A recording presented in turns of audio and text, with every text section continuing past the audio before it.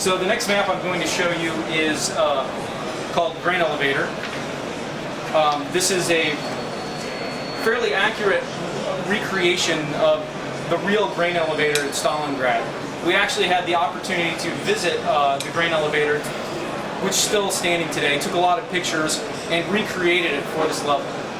I'm also going to be showing you for the first time our countdown game type. You just saw territory, which when you died, the character would respawn and come back to fight. I'm sorry, I think I've selected the wrong level here. Try this again. Grain elevator. Sorry about that. But countdown is a variation of a single life game type, which means that when you die, you are out until usually the end of a round. That's how it usually works in most single life game types. But one problem with that is you have to sort of keep the levels really small. Like in a game like Counter-Strike, for instance, the levels all have to be kept fairly small, because if you only have one life, you can't have players getting too spread out. But one of the things that we've done for Heroes of Stalingrad is created this concept of single life game type per stage. So you see in this level here, your ultimate objective is to clear the Russians out of the top floor of the grain elevator. But right now you have one objective open for this stage. So you get one life to attempt to capture this objective. If you die in a multiplayer game, you actually you're out until either your teammates capture the objective or you lose the stage. When you're playing with AI, though, if you die, you can take over one of the existing AI and continue to play. But once all of your teammates are wiped out, you lose. The great thing about this is it has the advantages, the high tension, the tactical gameplay of a single life game type, but the ability to do much larger and more complex gameplay scenarios.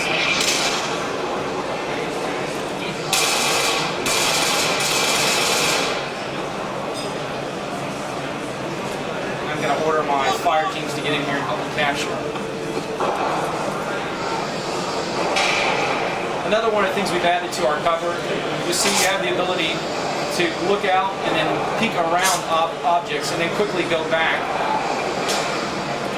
Someone is shooting at me.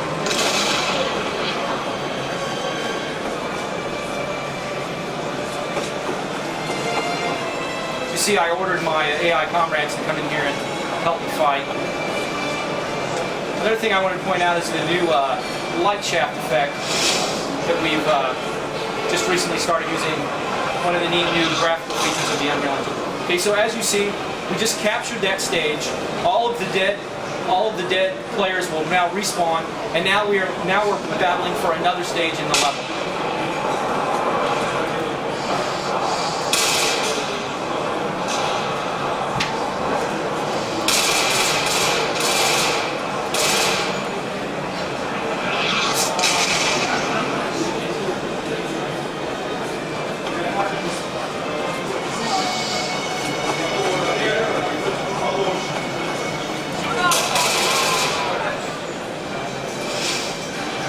Captured that stage, and this continues to move on until either the defenders wipe out the attackers or we capture all of the objectives. One of the things, though, we discovered in this game type was when we had a really large level like this, it was kind of a bummer to get halfway through, get wiped out, and the match was over. So then we brought in this concept of key objectives. So once you reach a certain point in the level, you get a key objective, and that'll allow you to have all of your team wiped out once, and you get to try one more time. So basically about halfway through the level, you get this one extra try to capture the objective.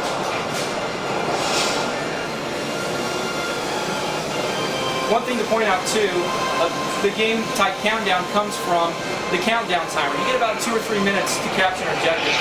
The point of the countdown timer is we didn't want players, we really wanted to focus players on capturing the objectives. We didn't want them hiding in the corner of the level trying to pick people off from the very edge of the level. So the countdown timer keeps the gameplay moving forward, keeps everyone moving towards the same place. It really keeps the action on.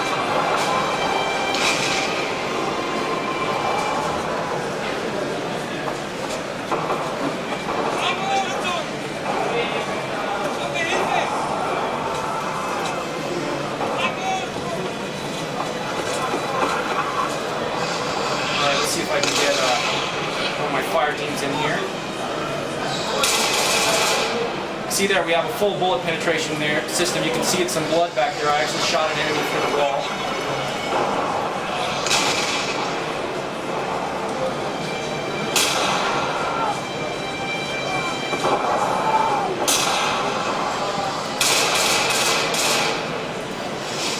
All right, one more objective to go.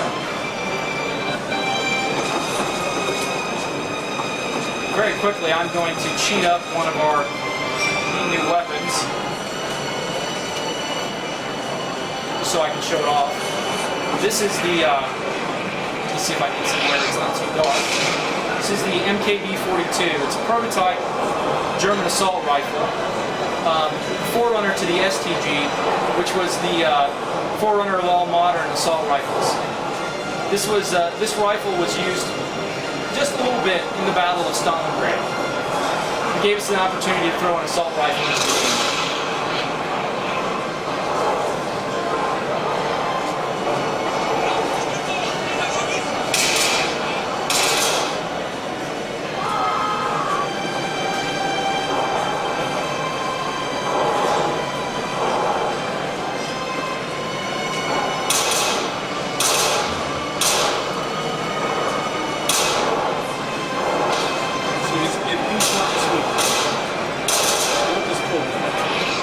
MKB-42.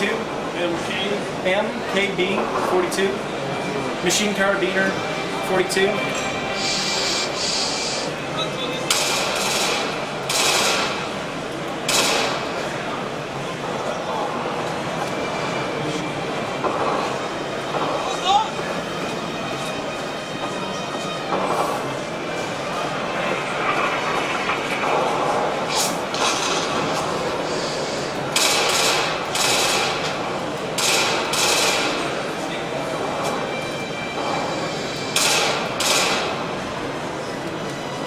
Order all my fire teams to storm this side of the building.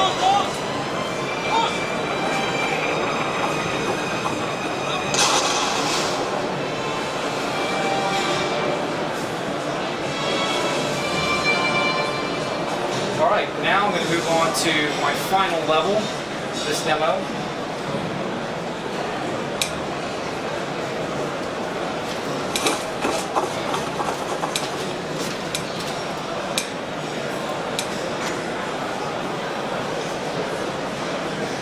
Chris? Yeah. You know what time it is? What time it is? 10:45. Okay. Just don't want to run over.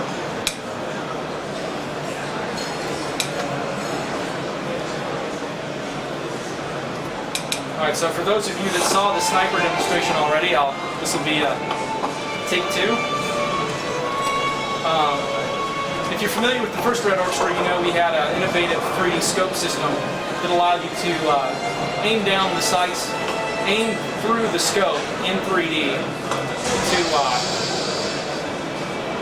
to have a really nice simulation of sniping. In the new game, we've taken the system a step further. As you can see here, we've improved the visuals. We've got a nice refraction effect, so it really looks like we're looking through the scope.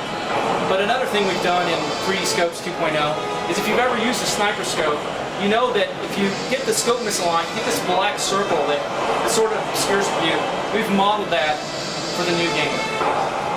When you move your weapon quickly, you actually have to get it settled for a moment to get a clear view. This is what a real scope does. Another thing we've done, in the old game and in the new game, we had a full ballistic system with bullet drop over distance. But one of the issues in the old game is when you were shooting at something really far away, because of the bullet drop, you just had to aim a little bit higher to try to hit the enemy. In the new game, we've added the ability to actually adjust the range of your scope. In this way, you can dial in the range and then aim directly at the enemy. This is how the real scopes work, and now how the scopes work in Heroes of Stalingrad. One of the other issues you'll see with sniping in any game is shooting at people really far away with a sniper rifle is great.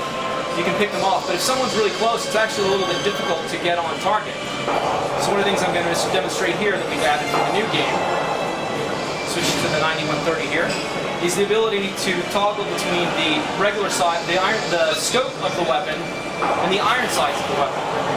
This is actually able to be done with the real sniper rifles, so we allow you to do this with these weapons as well. It's a realistic feature, but it actually makes the game easier to play because if you're shooting at someone at this range, it's easier to use these sights. One of the other interesting features that we've added is not only is the range adjustment for scopes, it's also for the iron sights. So you can actually dial in ranges for the iron sights of any weapon that had adjustable sights. What's really great, especially when you're doing this with the sniper rifles, you can dial in short range for the iron sights, and then a longer range for the scopes, and very quickly switch between them. Now I'm going to demonstrate some of the new command functionality in the game. In the old game, the commander could do things like call an artillery, and that was just about it. So I've got this village over here. I want to see if there's any enemies in that village. So I'm going to call in some aerial recon. Now if you look here, there's a couple other things that the commander can do now. Force respawn. In game types such as territory that have respawns, you can actually force any of your dead teammates to respawn instantly. Now, this is on a timer, so you can't do it too much and get people constantly respawning. But at key points in the battle, you can get your teammates back into the action. As you see here, the recon planes flying over, you're getting enemy positions reported back through the radio. If the commander actually leaves the radio, those enemy positions will no longer be displayed. But now that I know that I have some enemy positions over here, I'm going to go ahead and call in some artillery on that village.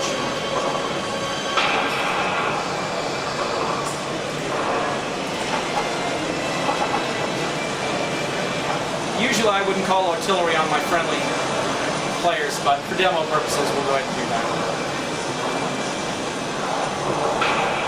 Now in the original game, all you could do was call artillery for demolitions. Now you actually have the ability to call mortars, which do a little bit, have a smaller radius, do less damage, all the way up to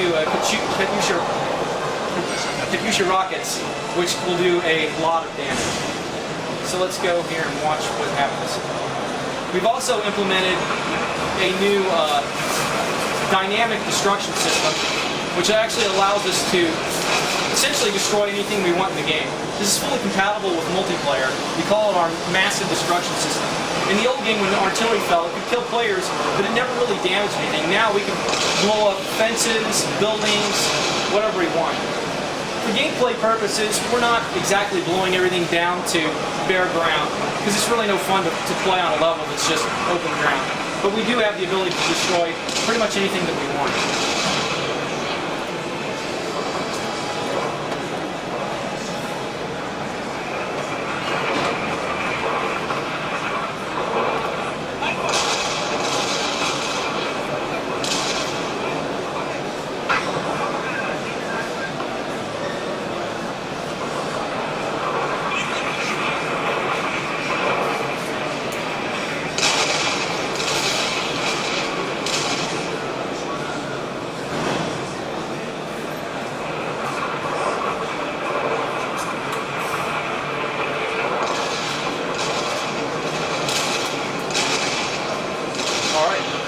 So that's my ending with a bang.